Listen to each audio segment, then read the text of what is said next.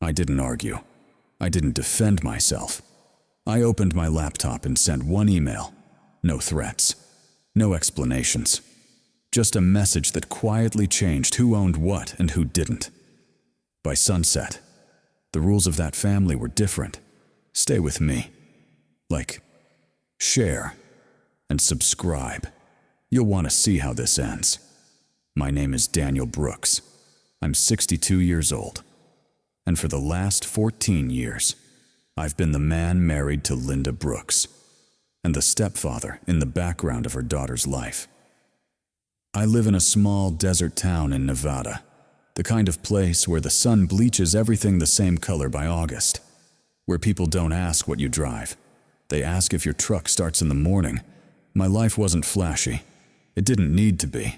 I ran a steady business, paid my bills, fixed what broke, kept my promises. That was my whole philosophy. I met Linda at a charity event for the local clinic. She was warm, composed, the kind of woman who smiled with her eyes but held her pain behind it. She'd been on her own for a while. Her husband had passed years before I came along. Her daughter, Emily, was already grown. Not a little kid you can win over with ice cream and movie nights. She was an adult with her own opinions, her own memories, her own idea of what family was supposed to mean. When I married Linda, I didn't walk into an empty house and start building from scratch. I walked into a house that already had rules, unspoken ones, the kind you only learn by stepping on them. Emily didn't need a new dad, and I didn't come in trying to be one. I never asked her to call me anything. I never corrected her when she introduced me as my mom's husband. I told myself I was fine with that. I wasn't trying to replace anyone. I wasn't trying to compete with a man who wasn't here. I was just trying to be steady, to show up. And I did, for 14 years. I was there in the ways most people don't notice until they stop happening. The late-night rides. The "can you help me with this" texts. The small emergencies that somehow always became my problem because I didn't say no. I paid for things. 2. Not with speeches, with receipts. When Emily needed help finishing school, I helped. When she wanted to move closer to the city, I helped. When she said she needed a more reliable car because her commute was killing her, I helped. When she had a business idea that sounded great in theory and shaky in reality, I helped anyway. I didn't lecture. I didn't make her beg. I didn't keep score out loud. I just covered it. And here's the part people don't like to admit. Families like ours don't start at zero. They start mid-story.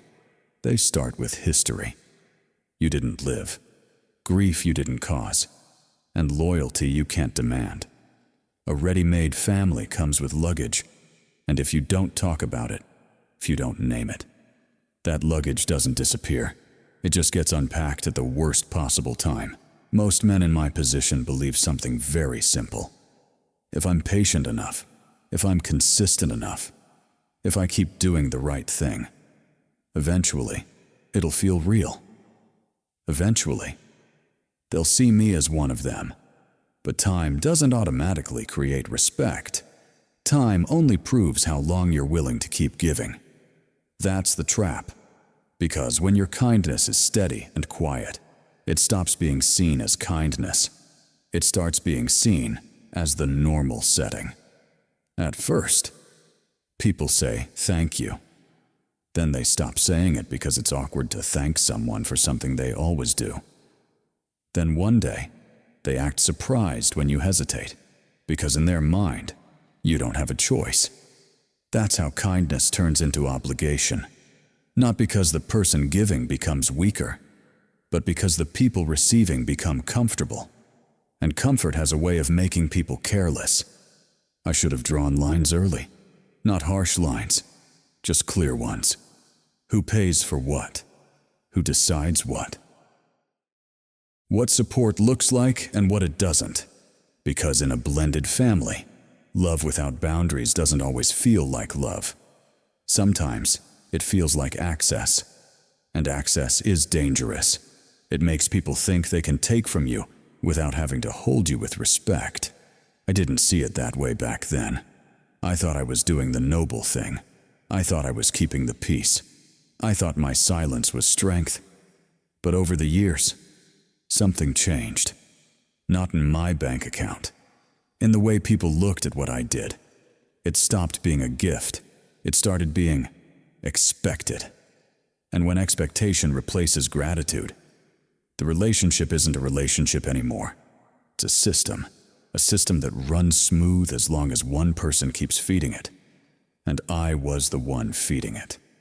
For 14 years, I lived like that. Quiet, reliable, useful. I didn't realize how fragile it all was until the day Emily started planning her wedding. Because weddings don't just reveal who people love, they reveal who people consider family. Over time, it all started to feel smooth. Not happy, not close, just smooth. Bills got paid before anyone asked. Problems got handled before anyone panicked. Plans moved forward because I filled the gaps without making it a conversation. If you've ever been that person in a family, you know what I mean. You become the quiet solution. Emily would call with a need, and it was never framed like a request. It was framed like life happening to her. My rent went up. My car's acting weird again. The deposit is due sooner than we thought. The venue needs confirmation. Little sentences, no drama, no shouting, just assumptions. And the truth is, I trained everyone to assume, because I made it easy. I didn't ask for receipts. I didn't ask for a plan. I didn't ask for a seat at the table. I would hear the problem, and my mind would automatically start doing the math. How much buy when who do I pay? That was my reflex. And Linda got used to that reflex more than anyone. If the water heater went out, she'd glance at me, not because she was helpless, but because she knew I'd handle it. If Emily had a situation, Linda would say, "Daniel, can you just talk to her?" Not because she wanted to dump her daughter on me, because she wanted peace, and I was good at creating peace. I'd pick my words carefully. I'd calm things down. I'd write the check. I'd make sure nobody felt uncomfortable, except me. But I didn't talk about that part. I told myself that's what being a husband is. That's what being a steady man is. You take weight off the people you love. You don't keep reminding them you're carrying it. And I believed that for a long time. But here's the part that doesn't show up on family photos. When your support is constant, people stop seeing it as support. They start seeing it as the environment, like electricity, like running water. They don't look at the lights and think, "Wow, what a miracle." They just flip the switch. And if the switch doesn't work one day, they don't feel grateful for all the days it did. They feel offended. That's what happens when kindness turns into a utility. It becomes invisible until it's gone. I started noticing it in small ways, Emily would say. "We're thinking of doing this," and the "we" meant her and Ryan. But the price tag was somehow mine. She would send a link to a furniture set and write, "Thought this would look perfect." "No, would you mind?" "No, do you think just perfect?" Linda didn't correct it. Linda didn't say, "Hey, ask him." Linda didn't say, "You know he doesn't owe you that." She'd just go quiet and then later say to me, "You know she's stressed." And I'd nod, because nodding was easier than starting a fight. So the system kept running. And I want to be clear about something. This wasn't just about money. Money was the easiest part. You can earn money back. You can rebuild accounts. What you can't rebuild is the feeling that you matter. I wasn't asking Emily to love me like a father. I wasn't asking for tears and speeches. I wasn't asking for a title. I was asking for something simpler. Basic respect. The kind that says, "I see you." The kind that says, "I know this isn't automatic." But when a family gets used to you being the steady one, respect becomes optional. Because they mistake stability for permission. They think, "He's fine. He's always fine."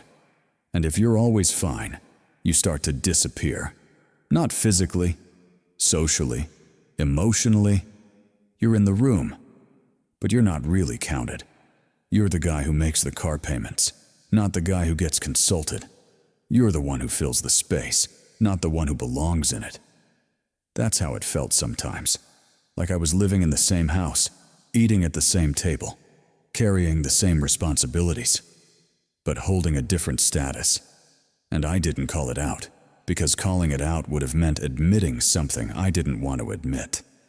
That 14 years of showing up might not have bought me a place. It might have only bought me access. And access is not the same thing as family. Access can be revoked the moment it becomes inconvenient. Family can't. At least, it shouldn't. But when you let your kindness run without boundaries, you slowly teach people the wrong lesson. You teach them that your presence is part of the package, not a person. A package. Helpful, reliable, replaceable. And that's why everything felt smooth, right up until the moment it didn't. Because a wedding doesn't just ask, "Who do we invite?" A wedding asks, "Who counts?" And I didn't realize how they answered that question until it was already on the table.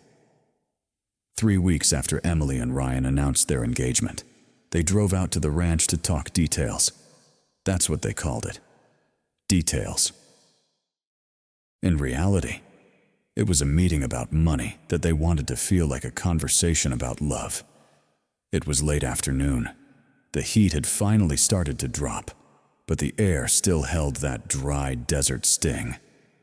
Linda made iced tea. Emily set her phone face up on the table like it was another person in the room. Ryan sat beside her, polite, careful, the kind of guy who smiles a lot because he doesn't want to be blamed for anything later. Emily brought a folder, printed pages, color-coded tabs, a rough schedule, a list of vendors, and a price breakdown. The resort they wanted was outside Palm Desert, modern, minimalist. Sand-colored walls, string lights, huge open sky. The kind of place that looks simple until you see the invoices. Emily talked fast, excited, but controlled. She wasn't asking questions. She was informing us. This is the ceremony space. This is the dinner setup. This is the package we're leaning toward. And every time she said, "we," I noticed. She didn't look at Ryan. She looked at Linda. Like this was being presented to her mother. Like I wasn't really part of the decision, just part of the infrastructure behind it. I let her talk. I didn't interrupt. That's how I always operated. I let people reveal themselves if you give them enough room. Then her phone rang. She glanced at the screen and smiled in a way I hadn't seen all day. "Oh, Uncle Howard," she said. Ryan shifted in his chair. Linda's hand paused on the pitcher. Emily put the call on speaker without asking. "Hey, sweetheart," Howard's voice boomed through the kitchen. "I heard you locked in the date." Emily beamed. "We did. It's happening." He laughed. "About time. Your dad would have been proud." There was a beat of silence after he said that. Emily's face softened. Just for a second. "Yeah," she said quietly. "I hope so." Howard kept talking. He told a story about Emily as a kid. Something about her running around at a family barbecue, tripping over her own feet, getting right back up and laughing. He talked about her father teaching her to ride a bike, running behind her, hands hovering in the air like he was afraid to let go. I didn't mind any of that. I never minded her remembering him. Some losses deserve respect. Then Howard said, "Casual as breathing, and I'm glad you're keeping it the right way." Emily laughed. "What do you mean the right way?" he repeated. "Just family. The real ones. No extra people. No awkwardness. Your father's side should be front and center." Emily didn't correct him. She didn't hesitate. She said, "Exactly. That's what I want. Real family. Clean. Simple." I looked at Linda. She stared down at the paperwork like it had suddenly become very interesting. Ryan's smile faded. His eyes dropped to the table. And in that moment, I felt something shift. Not anger, not shock, just a quiet awareness. Like someone had finally said out loud what everyone else had been politely dancing around for years. I spoke before I could talk myself out of it. "Emily," I said. Calm. "What does no extra people mean?" Emily glanced at me like I'd interrupted something private. She picked up her phone and took it off speaker. She stood and walked a few steps away, lowering her voice. I could still hear her, though.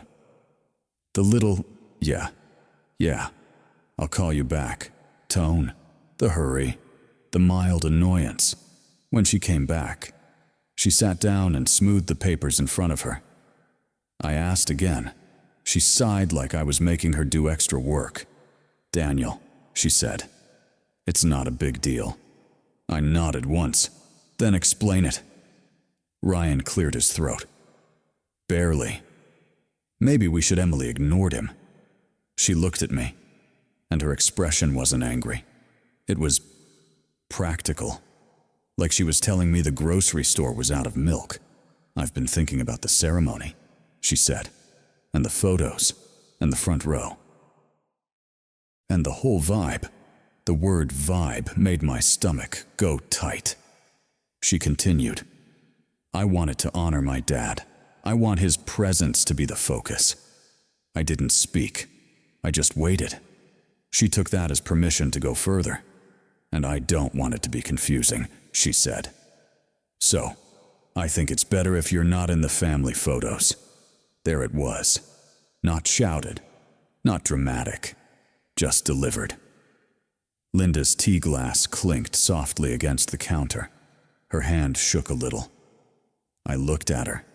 She didn't look back. I said, "Not in the photos." Emily nodded. "Right. Like, you can come, of course, but the formal stuff, the portraits, the ones that are going to be on walls for the next 50 years, I want those to be accurate." Accurate. Like I was a typo. Ryan finally spoke, quietly. Maybe we should talk about." Emily turned her head just enough to shut him down with a look. Then she faced me again. "Daniel, you've been good to my mom," she said. "You really have. But this day isn't about you. It's about me and Ryan. And it's about my dad." She said it like that settled everything. Like the logic was so clean it didn't require kindness. I asked one question. My voice didn't rise.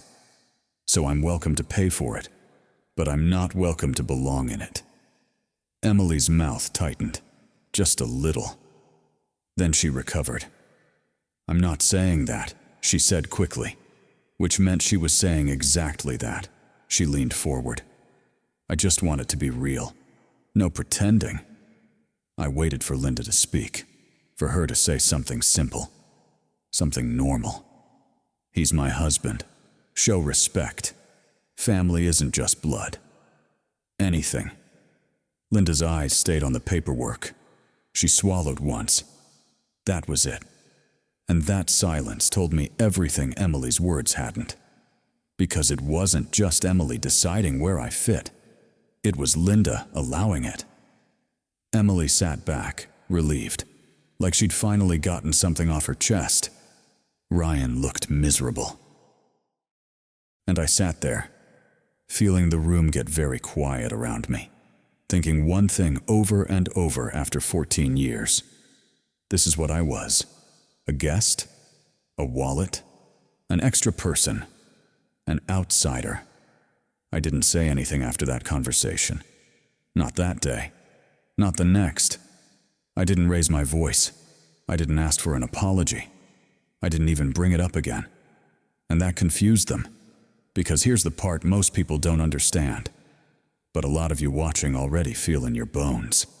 When someone treats you like an outsider, but still expects you to pay anyway, it's not because they're stupid, it's because of how they've categorized you. In Emily's mind, two things existed in completely separate boxes. One box was called family. That box had blood, memories, photos on the wall, stories about her dad. The other box was called resources. That box had money, stability, solutions, backups. I lived in the second box, and once someone puts you there, they don't see a contradiction anymore. You can be excluded emotionally and still be obligated financially. In their logic, that makes perfect sense. Because I had been consistent for 14 years. I paid without arguing. I helped without conditions. I didn't make my support visible. So, over time, my role stopped being something I chose to do. It became something I was supposed to do. That's how entitlement is built. Not through arrogance, through repetition. When kindness shows up on schedule and never asks for acknowledgement, people stop seeing it as kindness. They see it as the baseline. And when you are the baseline, you're invisible. That's why Emily could say, "This isn't about you," and still assume the checks would clear. That's why she could remove me from the photos, but not from the budget. In her mind, she wasn't being cruel. She was just keeping things clean. Family over here, money over there. What she didn't expect was silence. She expected a reaction, an argument, a speech, something she could push back against. But when someone who has always carried the load suddenly goes quiet, it doesn't register as danger at first. It registers as compliance. Linda noticed it before Emily did. She asked me one night, "Are you okay?" I said. "I'm fine." Which was true, because something had already shifted. Not emotionally, structurally. I wasn't hurt anymore. I was clear that this wasn't about one wedding. It was about a system that had grown around my silence, a system that depended on me staying exactly where I was.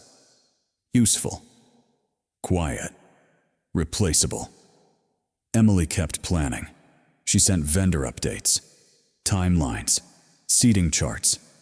She didn't ask me if I was comfortable with any of it. She didn't need to. From her point of view, I'd never had a problem before. Why would I now? That's the dangerous assumption people make when they've benefited from someone for too long. They think the absence of resistance means agreement. They think patience means permission. They think kindness means obligation. And they never realize how fragile that system is, until the person holding it together decides to step back. That's when panic sets in, not because they miss you, but because the structure they've been leaning on starts to wobble. I wasn't planning revenge. I wasn't trying to teach anyone a lesson. I just stopped filling a role that I had never agreed to play forever. And the moment I did that, everything they thought was normal suddenly felt very uncertain. That's when I opened my laptop, not to explain, not to argue, just to change the rules they had been living by without ever asking who wrote them. That night, after Emily and Ryan left, the house didn't feel empty. It felt staged. Like the furniture was in the right places, the lights were on, the iced tea glasses were still sweating on the table, but something important had been removed. Linda stood at the sink for a long time, rinsing the same glass over and over. I didn't push her. I didn't ask. "Why didn't you say anything?" Because I already knew the answer she'd give. She'd say she didn't want to make it worse. She'd say Emily was stressed. She'd say it wasn't the right time. That's what silence always sounds like when it tries to call itself peace. I went out to the porch. The desert had cooled off. The sky was dark and wide. the kind of dark you don't get in cities. I sat in the chair and listened to the wind move through the dry brush. Linda came out 10 minutes later and stood beside me. She didn't sit. She just stood there, arms crossed, like she was bracing against something. Finally, she said, "You didn't say much. I heard enough." I said. She swallowed. Her eyes stayed on the yard.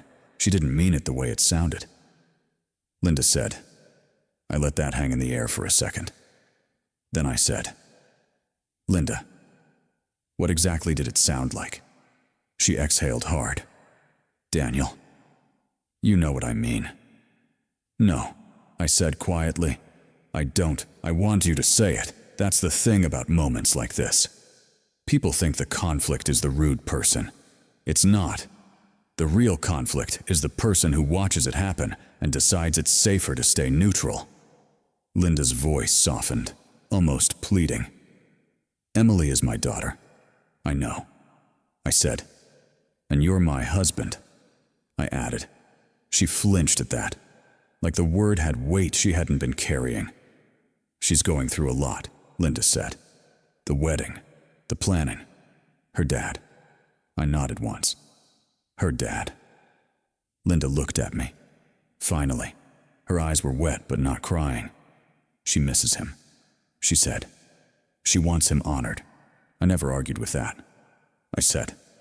"I never competed with that." Linda's mouth tightened. "And yet," I continued, "she looked me in the face and decided I shouldn't be in the pictures." Linda opened her mouth. Nothing came out. That silence landed harder than Emily's words, because Emily was young enough to be selfish. Linda wasn't. Linda was old enough to know that if you let someone disrespect your spouse in your own home, you're not staying out of it. You're choosing a side. I stood up and walked to the railing. "Do you agree with her?" I asked. Linda's voice came out small. "It's complicated." "It's not," I said. Not loud, just firm. "It's only complicated when you want to keep everything and disappoint nobody." Linda took a step toward me. "Daniel, please don't turn this into..." "Into what?" I asked. "Into truth." She wiped her hands on the side of her jeans like she needed to do something with them. "I didn't want to fight," she said. I turned back to her. "So you let me be the one who got cut?" Her eyes filled. She looked away again, like she couldn't stand to see the result of her own choice. And that's when it hit me. Not as anger, as clarity, I said. "You've been asking me to absorb things for years." Linda shook her head slightly, like she wanted to deny it, but she didn't. I continued. "You want peace with Emily, so I take the hit. You want harmony in the house, so I stay quiet. You want the wedding to go smoothly, so my dignity becomes negotiable," Linda whispered. "That's not fair." I nodded slowly. "It's not." We stood there in the dark, and for a moment all I could hear was the wind. Then Linda said it. Not as an accusation, not as a weapon, almost like she was confessing it to herself for the first time. Maybe we've been pretending." My chest tightened, but my face didn't change. Pretending what I asked. Linda's voice broke. Pretending this was a real family. Pretending Emily would ever see you the way you want her to. There are sentences you can't take back. Not because they're cruel, because they're honest. And I realized something in that moment. It wasn't Emily's words that ended my marriage. Emily was just the loud part. Linda was the deciding part. Because a daughter can say something selfish and still learn. But a wife who watches her husband get reduced to an extra person and calls it pretending, that's not a misunderstanding. That's a belief. I looked at her for a long time. Then I said, "If you believe that, then we don't have a marriage. We have an arrangement." Linda started crying then. Quietly. The way people cry when they know they're losing something they didn't protect in time. She reached for my arm. I didn't pull away. I didn't comfort her either. Because comfort, in a moment like this, is how the cycle continues. I said, there are moments in a family where silence isn't neutral. Linda. She shook her head, sobbing. I didn't know what to do. You knew. I said, you just didn't want the cost. And when I said that, I felt something settle inside me, the kind of settling that happens when your mind stops negotiating, when your heart stops hoping someone will become who they've never been. Linda kept crying, and I stood there, steady, not because I was strong, because I was done pretending. The next morning, I woke up before sunrise, not because I couldn't sleep, because once something breaks in your head, you stop waiting for it to fix itself. The ranch was quiet. The air was cold. That kind of desert cold that surprises people who've never lived out here. I made coffee. Black. No sugar. I sat at the kitchen table and looked at my hands for a second. They didn't look like the hands of a man with leverage. They looked like the hands of a man who'd fixed fences, signed checks, and kept his mouth shut. And that's exactly why nobody saw what was coming. Let me back up. People think power shows up as a raised voice, a slammed door, a threat. But real power, lasting power, usually looks boring. It looks like folders. It looks like records. It looks like a plan you set up on a Tuesday 5 years ago, when nobody was watching, and you weren't trying to impress anyone. 5 years earlier, I'd sat in a small office in town with a woman named Marlene Price. She wasn't dramatic. She wasn't warm. She was precise. And she asked me one question that stuck. Daniel, she said, what happens to this ranch if you get sick? Or if something happens to you, who controls it? Who decides? At the time, I laughed a little, not because it was funny, because I didn't want to picture it. I told her, it'll go to Linda. And if Linda's gone, it'll go to Emily. That's the natural order. Right. Marlene didn't laugh. She slid a yellow legal pad across the desk and tapped it with her pen. The natural order, she said, is what people say when they don't want to have uncomfortable conversations. Then she leaned back and said something else I didn't forget. A trust doesn't exist because you don't love your family, she said. It exists because you do. It's a fence, not a punishment. Back then, I thought she was just doing her job. Now I realize she was trying to protect me from exactly this kind of moment. Because families don't usually fall apart over money.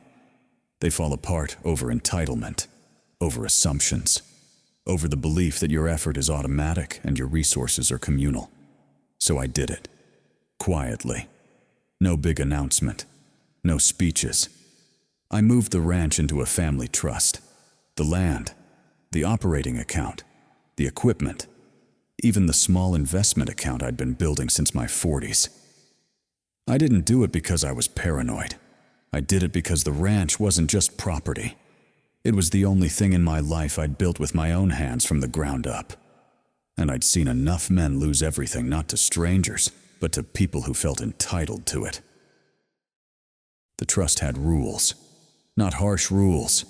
Clear rules. The kind of rules nobody likes, until they're the only thing standing between you and getting stripped clean. There were trustees. Not Linda. Not Emily. Neutral people. A trust office, a third party, and there were conditions. If you've never dealt with this kind of thing, it sounds cold. It sounds like you're treating your family like a business. But here's what most people don't understand. Families already have rules. They're just unspoken. And unspoken rules are the ones that get used against you when it matters. At least written rules are honest. So that morning, I didn't yell. I didn't pace. I didn't call Emily. I didn't sit there hoping Linda would suddenly become brave. I did what I always do when something needs to be handled. I opened my laptop. The screen lit up the kitchen like a pale sunrise. I logged into my email, and I stared at the draft I'd written the night before. Short, clean, no emotion, because emotion is what people argue with. Paperwork is what they can't. The subject line read, "Request to convene trustee review." That was it. No threats. No accusations. No, how could you? Just a request, because that's how systems work. You don't beg a system, you trigger it. I attached 2 documents. One was a copy of the resort contract Ryan had forwarded to me, my name listed under financial guarantor. The other was a screenshot of the text Emily sent Linda that night, the one where she said she wanted real family only in the photos, and that I shouldn't be in them. I didn't add commentary. I didn't explain context. I didn't write a paragraph about my sacrifices. The documents spoke for themselves. Then I typed 1 sentence in the body of the email. Just one. I'm requesting a review of beneficiary eligibility and access privileges in light of recent statements and commitments being made in my name. I read it twice. Not to make it sound nicer. To make sure it sounded like nothing at all.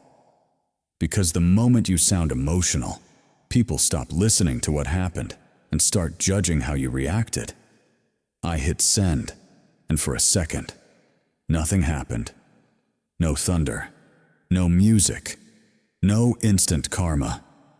Just a little whoosh sound and an email that disappeared from my outbox. I took a sip of coffee. Then my phone buzzed. Not a call, a notification. A confirmation from the trust office request received. That's when I knew the machine had started moving, and the scary part, the part nobody tells you. Once a system starts, it doesn't care who cries, it doesn't care who says sorry, it doesn't care who claims they didn't mean it like that. It only cares about what was agreed to, what was signed, and what was said. That's why I didn't argue with Emily. That's why I didn't plead with Linda. Because pleading is what you do when you have no leverage. I wasn't about to fight for a seat at a table where my dignity had become optional. I closed the laptop. I stood up, and I walked outside as the sun started climbing over the horizon. The ranch looked the same. The fence line, the dirt road, the old windmill that squeaked when the breeze hit it just right. Everything looked normal. But I knew something they didn't. By the time anyone in that family realized what was happening, it wouldn't be a conversation anymore. It would be a process. It didn't take long. That's the thing about paperwork. It moves quietly, but it moves fast. 2 days after I sent that email, I got a call from a number I didn't recognize. I answered anyway. A calm voice introduced herself. "Mr. Brooks, this is the trust office. We've reviewed your request. We need to schedule a formal check-in with the involved parties." "Involved parties," she said. "Not your wife, not your stepdaughter, just parties." That word alone told me something. This wasn't going to be a family argument. This was going to be a legal reality. They scheduled it for Friday morning, not at my kitchen table, not over dinner, over a recorded line, with a case number and an agenda. I didn't tell Linda right away, not to be secretive, but because I already knew what would happen. If I said, "There's a review," she'd hear, "Daniel is attacking us." If I said, "I'm protecting what I built," she'd hear, "Daniel doesn't trust my daughter." And if I said nothing, well, that was the one language they were fluent in. So I waited. Friday came. I sat in my truck outside the feed store parking lot because I didn't want to do it in the house. Not out of fear. Out of respect for the home I'd tried to keep peaceful. I put the call on speaker. The trust officer was there. A second voice joined another staff member, just listening. And then Linda dialed in. I could tell she was sitting somewhere inside. Quiet. Probably at the kitchen table. A few seconds later, Emily joined. And even over a phone line, I could hear it. That tone. The same tone she used when she wanted something and didn't want to say thank you for it. Like the world was late delivering what she deserved. "Okay," the trust officer said. "Thank you for joining. This is a beneficiary eligibility and access review related to the Brooks Family Trust. For the record, all parties are aware this call is being documented." Nobody spoke. Then the trust officer said, "Mr. Brooks, you requested this review based on statements and commitments being made in your name. We have the documents. We'll ask a few questions to clarify." She paused. "Ms. Carter," she said, "I'm going to start with you." Emily didn't hesitate. That should have been my first warning that she thought she was still in control. "Sure," Emily said. "I just want to say, up front, this is all being blown out of proportion." The trust officer didn't react. "Understood," she said. "My question is simple. In your message to Ms. Brooks, you referenced real family only being included in official wedding photos. Can you clarify what you meant by real family?" Emily laughed. Not a big laugh, just a short one. Like the question itself was naive. "I mean blood," she said. "My real family. My mom. My uncle. My grandparents. Daniel is my mom's husband." There was a pause after she said it. Not because anyone was shocked, because for the first time, Emily had to hear her own words come back to her in an official space. Not as drama, as a statement. The trust officer's voice stayed even. "So you do not consider Mr. Brooks family?" Emily sighed like she was being forced to explain something obvious. "I don't mean it like that," she said. "He's been around, and I respect what he's done. But he's not my father. He's not family. This is my wedding." Linda's voice cut in, thin and tense. "Emily." But Emily kept going. "And honestly," she said, "this shouldn't even matter. The trust is my mom's future. It's not like Daniel is." She stopped herself. But the damage was already done, because she just said the quiet part out loud. That she saw it as theirs, not mine. Not something I built. Something she was entitled to inherit simply by existing in the same story. The trust officer didn't raise her voice. She didn't scold her. She didn't moralize. She just flipped to the next page, metaphorically speaking. "Thank you," she said. "That clarifies the record." Then she turned to Linda. "Ms. Brooks," she said, "are you confirming that you agree with Ms. Carter's statement that Mr. Brooks is not considered family in the sense of obligation and recognition?" Linda didn't answer right away. I could hear her breathing. I could picture her looking at the wall, doing what she always did, trying to survive the moment by staying quiet. Then she said, I don't know. I just didn't want to fight." The trust officer didn't respond to the emotion. She responded to the structure. "Understood." She said, "However, the trust language is specific." Then she read it. Not the whole thing, just one line. The line nobody paid attention to when everything was comfortable. Beneficiary access and future distributions require recognition of the grantor as family, in good standing by conduct and statement, as evaluated by the trustees.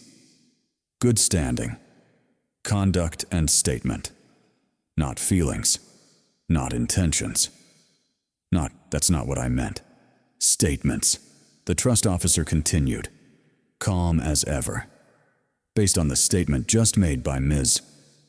Carter, and the lack of correction or clear disagreement on the record, The trustees are issuing a temporary suspension of beneficiary access privileges while we complete the review. Emily's voice snapped sharp. Wait, what does that mean? It means, the trust officer said, the trust will no longer be used as collateral. No guarantees will be issued. No accounts connected to the trust will be available for personal commitments. Emily was quiet. Then her voice came back, higher now. So you're saying I can't? You cannot obligate the trust, the officer said, and you cannot represent it. Emily breathed out hard, like she'd been slapped. This is insane, she said. I didn't do anything. I didn't speak. Because this wasn't about whether she did something. It was about what she said. And for the first time in 14 years, her words had weight. Real weight.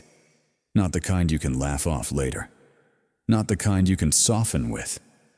You're taking it wrong, the trust officer went on.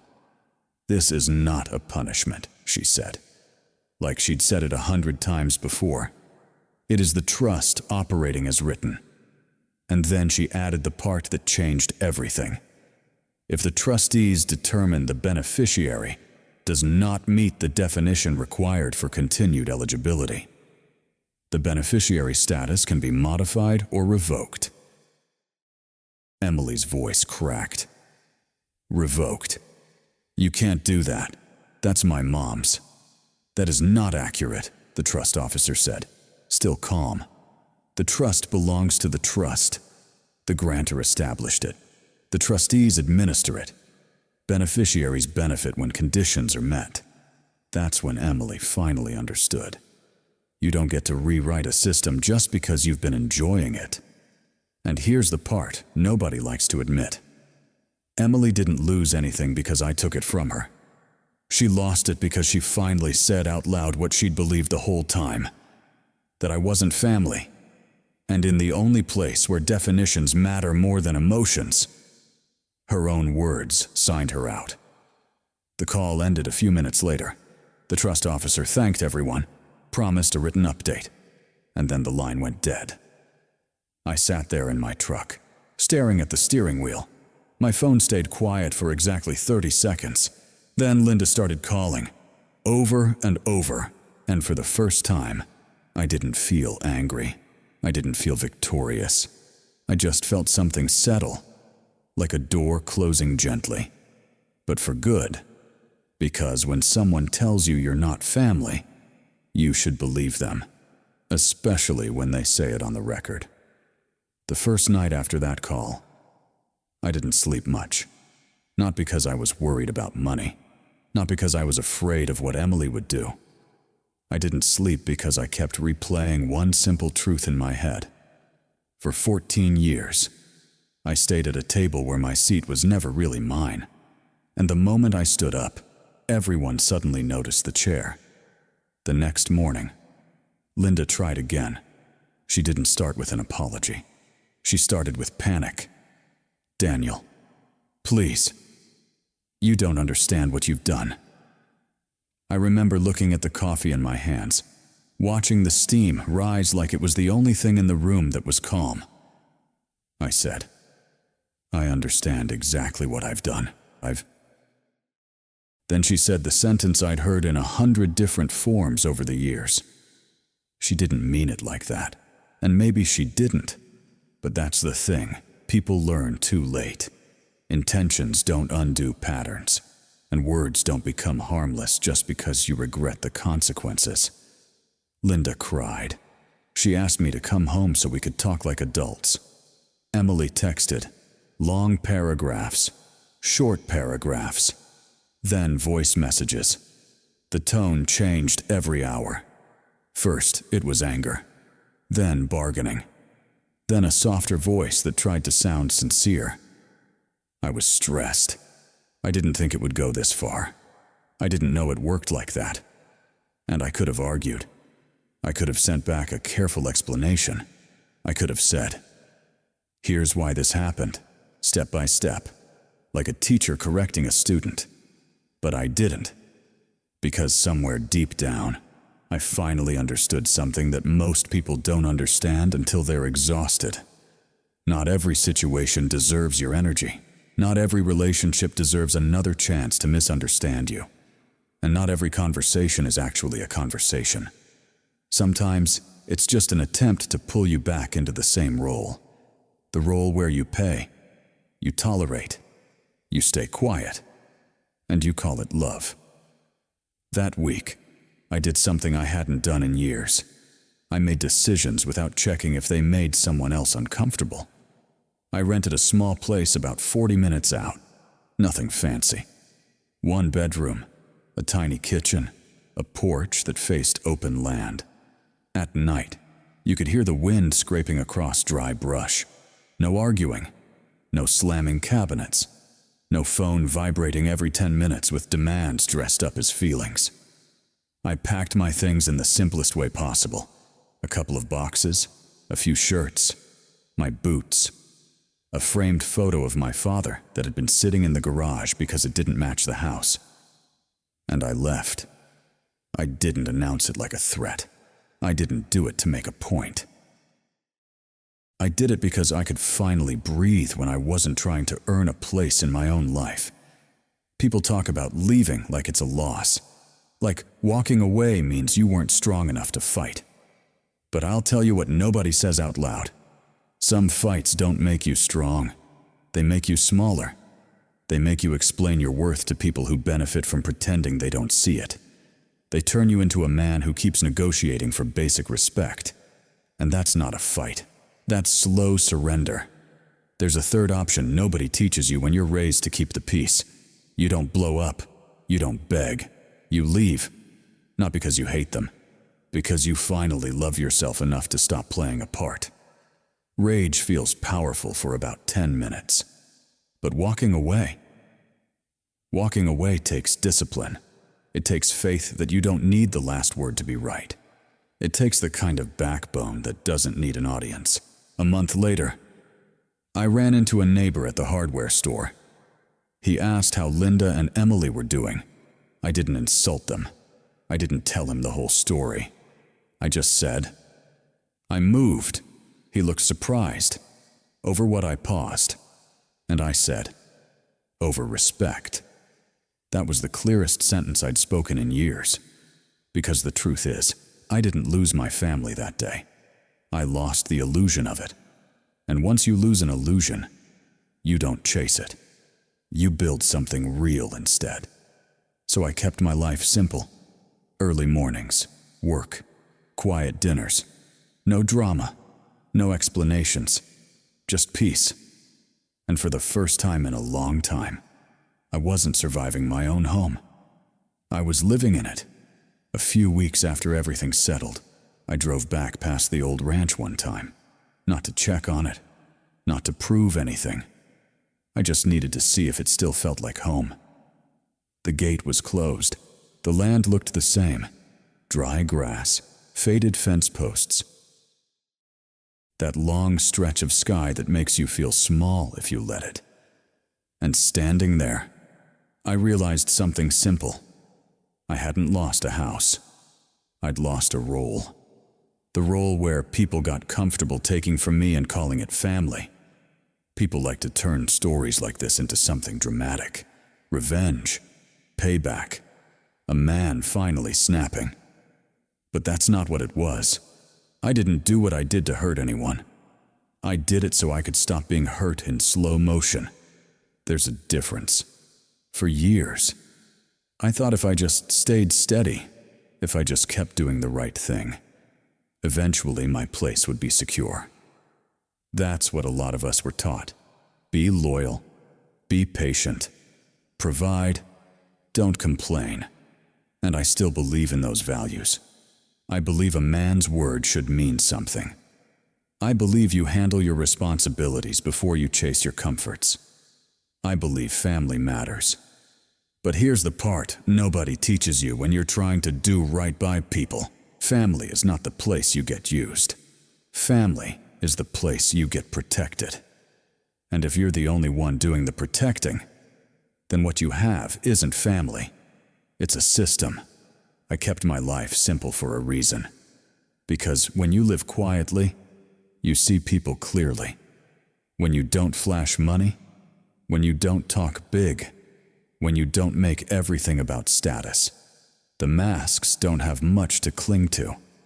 That's when you find out who respects you for who you are, and who only respects what you can provide. And I'll say something that might make people uncomfortable. Money is a tool. It's not love. It's not loyalty. It's not a substitute for character. Money can pay for a wedding. It can't buy gratitude. It can keep the lights on. It can't keep a family honest. What kept that situation going for 14 years wasn't my bank account. It was my silence. It was my willingness to swallow discomfort to keep everyone happy.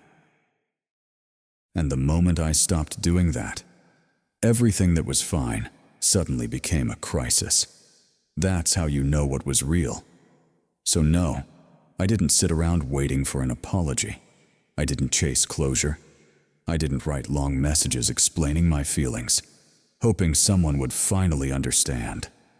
Because when someone looks at you and tells you you don't belong, believe them the first time. Not because you're worthless, because they've just told you the limit of their character, and limits are important. They show you where to stop pouring. I still hope Emily grows up one day. I still hope Linda learns what her silence cost. But my peace doesn't depend on their growth. My life doesn't depend on whether they finally see me. That's the whole point. You don't stay in a place where your dignity has to be negotiated. You don't keep funding people who treat your presence like an inconvenience. And you don't confuse being needed with being loved. If this story hits close to home for you, take it as a sign. Draw your lines while you still have a voice. Be kind, but be clear. Provide, but don't be exploited. Love people, but don't disappear inside that love. Because at the end of the day, money is a tool, and family should be the limit, not the excuse. If you made it this far, hit like, share this with someone who needs to hear it, and subscribe to the channel for more stories like this.